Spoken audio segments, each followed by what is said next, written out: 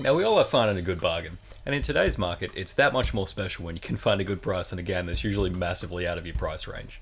In today's market, with companies wanting a lack of ownership in digital-only games, it's important now more than ever to be pushing for balance and keeping physical media alive.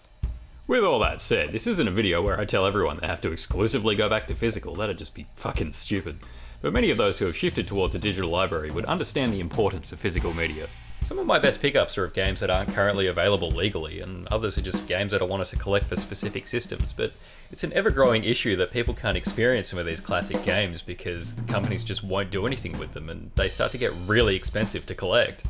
Now, a good price can be subjective. Some games I spend quite a bit on, but due to the rarity of said games, it can be difficult to pass up certain opportunities, with Metal Gear Solid The Twin Snakes being an example of a game I spent quite a bit on, but in the current market paid quite a low number for. Now, this game I scored a cashies. That'll be a running thing, don't worry. Now, this game can get you upwards of $200 dues, but I managed to get it for around 120.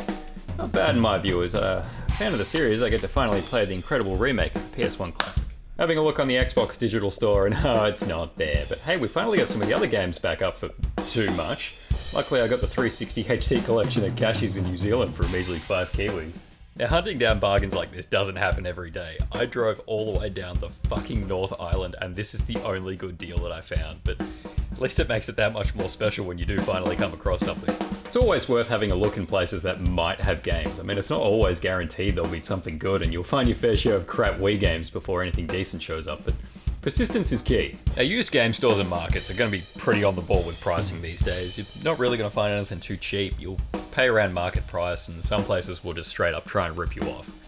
But it wasn't the case when I found Sonic Adventure 2 on the Dreamcast for 20 bucks. Now, this is pretty rough, and some of the levels don't want to work, but hey, 20 bucks and has a Manny. Shit, this case is worth more than 20 bucks. You know how fucking annoying these cases are with their easily broken hinges and shit? I mean, they look cool and are way more interesting than the generic cases in the US and Japan, but it's so fucking frustrating having a bunch of games with broken cases because idiots couldn't take care of their shit.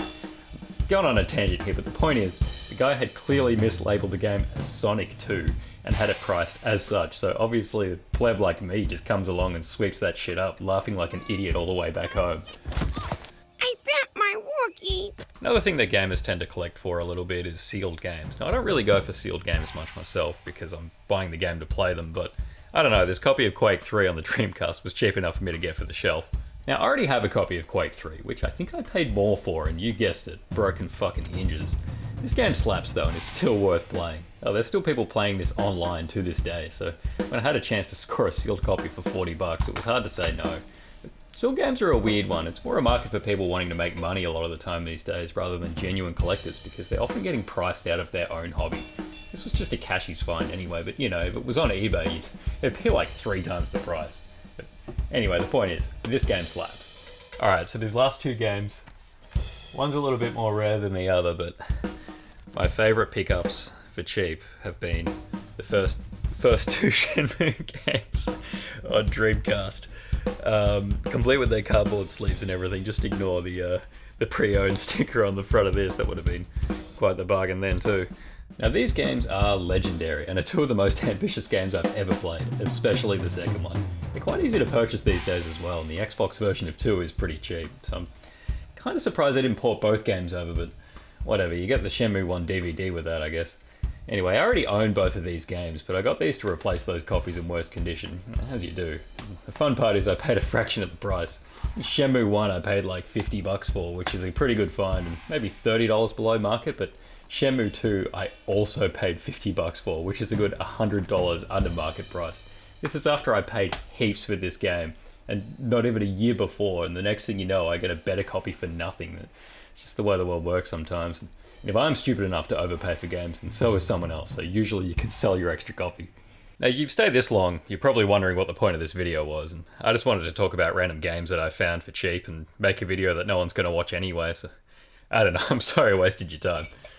I guess just go check out Cashies?